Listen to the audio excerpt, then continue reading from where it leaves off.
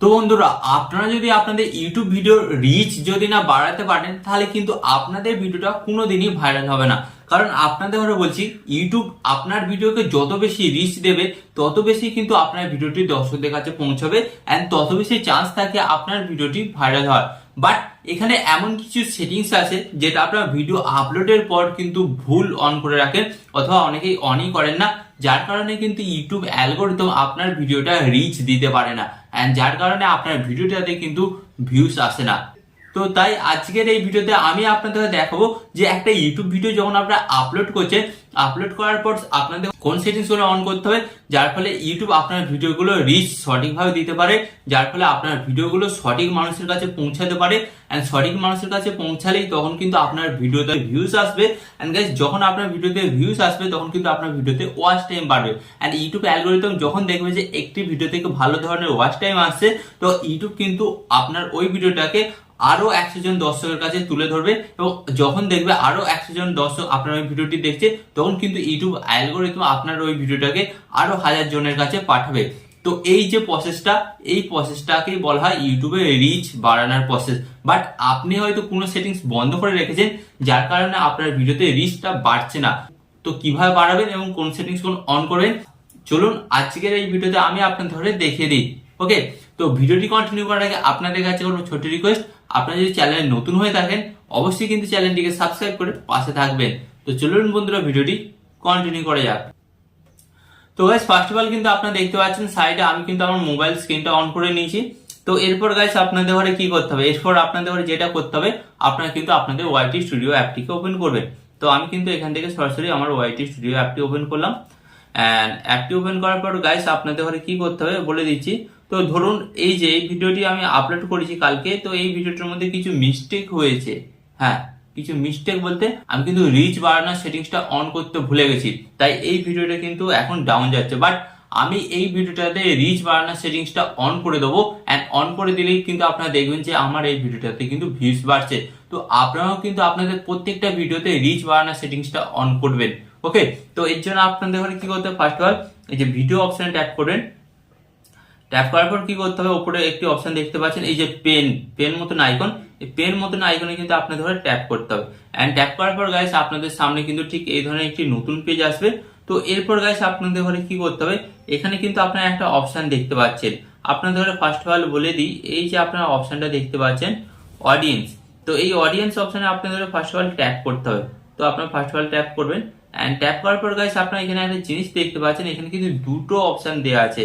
প্রথম অপশনটা কি আছে, yes it's made for kids and second অপশনটা আছে no it's not made for kids. তো এর মানে আপনাকে জানতে হবে। তো ফার্স্ট অফ অল আপনাদের করে বলি, আপনি যদি প্রথম অপশনটা অন করে রাখেন, প্রথম অপশনটা যদি আপনি অন করে রাখেন, তাহলে শুধুমাত্র আপনার ভিডিওটি যারা 18 বছরের নিচে আছে তাদের কাছে কিন্তু ইউটিউব রিকমেন্ড করবে বা তাদের সামনে রিচ দেবে। আর যদি আপনি এই অপশনটা নিচের অপশনটা অন করে রাখেন, তাহলে কিন্তু ইউটিউব অল মানে সকলের কাছে কিন্তু আপনার ভিডিওটা রিচ দেবে, সকল ব্যক্তির কাছে কিন্তু আপনার ভিডিওটা রিচ পাঠাবে। তো এর ফলে কি হবে, যখন ইউটিউব আপনার ভিডিওটা বেশি লোকের কাছে পাঠাবে, তো অবভিয়াসলি তখন কিন্তু আপনার ভিডিওতে ভিউজটা বেশি আসবে। এন্ড উপরে যে অপশনটা দেখতে পাচ্ছেন, তো এই অপশনটা যদি আপনারা অন করেন, তাহলে আপনার ভিডিওটা শুধুমাত্র 18 বছরের নিচে যারা আছে তাদের কাছেই আপনার ভিডিওটি পাঠাবে। তো ফার্স্ট অফ অল আপনাদের ঘরে বলি, আপনি কন্টেন্ট বানাচ্ছেন, ধরুন কোনো গেমিং ভিডিও বা কোনো রোস্টিং ভিডিও, এইসব জাতীয় আপনি ভিডিও বানাচ্ছেন, বাট আপনি যদি এখানে প্রথমের অপশনটা অন করে রাখেন, তাহলে শুধুমাত্র আপনার ভিডিওটি তারাই দেখতে পারবে যারা 18 বছরের নিচে। তো এর ফলে কি হবে, তো যারা 18 বছরের নিচে বয়স, তো তারা দেখবেন যে তারা একটা ভিডিও কোনোদিন প্রপার দেখে না, একটা 5 সেকেন্ড 10 সেকেন্ড করে ভিডিও দেখে স্কিপ করে চলে যায়। তো এর ফলে কি হয়, এর ফলে কিন্তু আপনার ভিডিওর অডিয়েন্স রিটেনশন কিন্তু খারাপ হয়। ইউটিউব অ্যালগোরিদম তখন বুঝতে পারে যে ভিডিওতে ক্লিক আসছে বাট ভিডিওটি দেখছে না কেন, নিশ্চয়ই ভিডিওটির মধ্যে কিছু খারাপ আছে। তাই ফার্স্ট অফ অল আমি আপনাদের ঘরে বলবো, আপনারা কিন্তু অলওয়েজ সর্বদা কিন্তু সেকেন্ড অপশনটাকেই অন করে রাখবেন এন্ড সেকেন্ড অপশনটা অন করে রাখলে কিন্তু আপনার ভিডিওটি ছোট বড় সকলের কাছে পৌঁছাবে এন্ড যার ফলে কিন্তু আপনার ভিডিওটাতে ভিউজ কিন্তু প্রচুর পরিমাণ আসবে।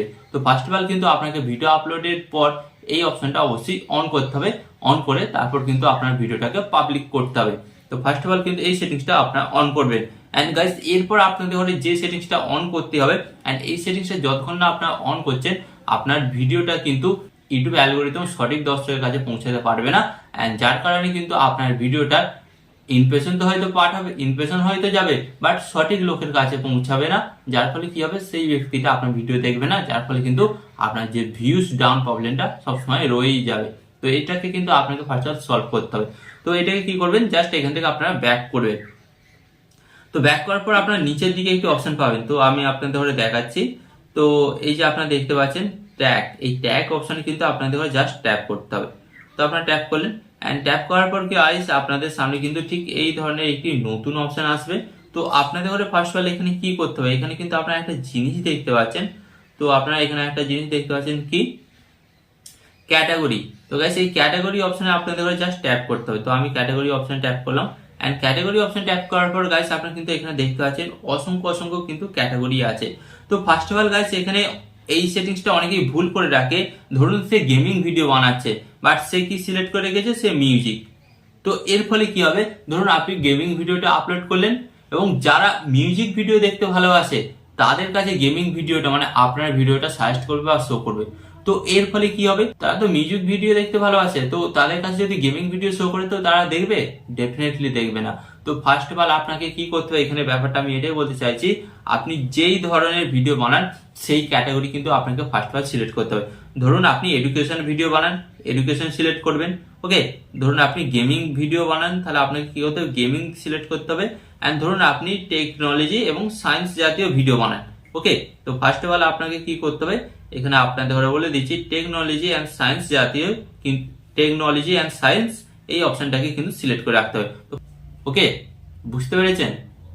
তো গাইস ফার্স্ট অফ অল আপনাদের ঘরে বলে রাখি, এই অপশনগুলো কিন্তু আপনাকে অবশ্যই কিন্তু অন করতেই হবে। তো গাইস এই অপশনটা আপনি যখনই অন করবেন আপনি কিন্তু তখনই দেখবেন যে আপনাদের ভিডিওগুলো কিন্তু সঠিক দর্শকের কাছে যাচ্ছে, এবং যার ফলে আপনার ভিডিওতে ভিউজটা বাড়ছে।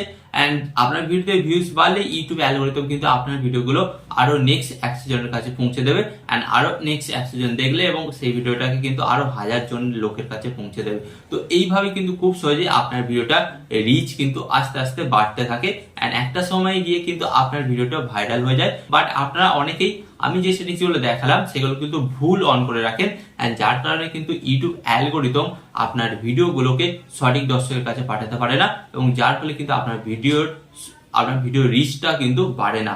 বুঝতে পেরেছেন? তো আশা করি আজকের এই ভিডিও থেকে আপনারা অবশ্যই শিখতে পারলেন যে একটা ইউটিউব ভিডিওকে আপলোড করার পর সেই ভিডিওটা রিচ কিভাবে বাড়াতে হবে, কোন সেটিংস অন করতে হবে। তো ইউটিউব সম্পর্কে আরো জানতে এবং আরো নতুন কিছু শেখার ইচ্ছা থাকলে তো আপনাদের কি হতে হবে, ফার্স্ট অফ অল ভিডিওতে একটি লাইক দিয়ে দেবেন এবং চ্যানেলটিকে সাবস্ক্রাইব করে দেবেন।